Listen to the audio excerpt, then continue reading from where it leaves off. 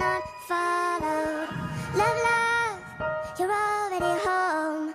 Party's over and you don't look so good. Hi baby, sinani lately skunde moise bomb. Eh bien salut tout le monde, c'est Amis 3D. Aujourd'hui on se retrouve pour une toute nouvelle vidéo, une vidéo un petit peu spéciale. Aujourd'hui on va parler de buse et plus spécialement de buse bouchée. Alors comment on peut boucher sa buse, enfin les conséquences, les causes et aussi comment la déboucher. Allez, c'est parti. Alors du coup, comment cela se fait-il que votre buse soit bouchée? Alors ça peut venir de plusieurs choses. Alors tout d'abord, ça peut venir, mais c'est assez rare, du raccord pneumatique donc qui sert pour le tube Bowden. Ce fameux tube, c'est possible que à cause de ce tuyau il soit pas assez enfoncé, mais c'est aussi possible que vous ne l'enfoncez pas bien. Donc c'est aussi une chose à vérifier. Pour cela, il y a un système très simple. C'est avec la clé qui est fournie avec l'imprimante. Il suffit de desserrer la buse d'un quart de tour, de mettre le tube Bowden et de resserrer le quart de tour que vous avez desserré avant. Ça va faire un effet de joint. Et du coup, ça va permettre à ce que le filament soit vraiment bien guidé vers la buse. Alors, il se peut aussi que le filament ait un nœud.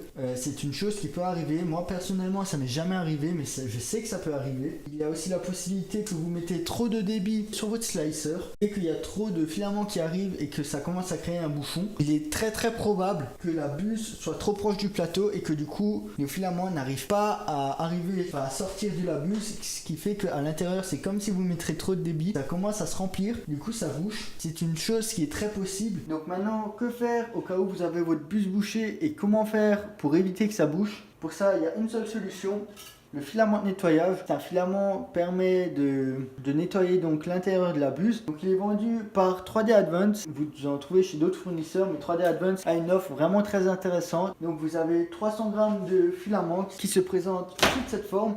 À l'intérieur, vous avez une bobine de 330 grammes. C'est un sachet qui peut se fermer à l'aide d'un zip, comme pour les sachets de congélation. Vraiment très intéressant, rapport qualité-prix. Donc vous avez ça à l'intérieur. C'est un filament qui est un petit peu jaunâtre, de couleur naturelle. Donc comment s'en servir? Il suffit de mettre le filament à l'intérieur avec la buse qui soit chauffée à plus haute température que le dernier filament que vous avez utilisé. Par exemple, si vous avez chauffé à 240, il faut chauffer la buse à 250. Donc ensuite vous faites descendre la buse à la main et vous tirez d'un coup. Et là bon, on peut voir que ma buse n'est pas bouchée, du coup le filament en ressort propre. Mais si votre buse est bouchée, le filament il va gonfler avec la chaleur, le filament de nettoyage. Et donc en le relevant, il va ramener toute la saleté avec lui, c'est vraiment génial. Il y a aussi une autre solution qui marche quelquefois, mais pas toujours, mais ça marche la majorité du temps. C'est d'utiliser une aiguille de ce style. Donc c'est une aiguille de 0,4 spécialement faite pour les buses.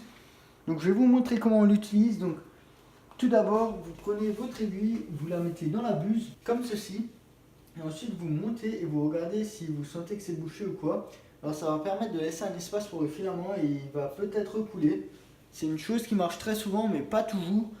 Alors que le filament de nettoyage marche vraiment toujours. Mais je vous conseille quand même d'acheter ces buses qui sont aussi disponibles ces tiges qui sont aussi disponibles chez 3D Advance. Pour un lot de 10, vous payez à peu près 2 €, donc ça vaut vraiment le coup. Ça évite vraiment en fait, ça empêche de devoir tout démonter au cas où ça marche. Donc bon, après ça marche souvent. Donc vraiment, je vous recommande vraiment ces tiges. En plus, elles sont de très bonne qualité. Vous avez une bonne prise en main dessus, pas comme certaines. Et elles sont vraiment solides pour des tiges de 0,4, vraiment c'est vraiment top. Alors les gars, c'est déjà la fin de la vidéo. Je voulais juste encore adresser un petit mot à 3D Advance. Alors je voulais vraiment dire que c'était un service qui est au top. Ils ont un chat en ligne, ils répondent instantanément. Sur leur site, on trouve de tout et à un prix vraiment très compétitif.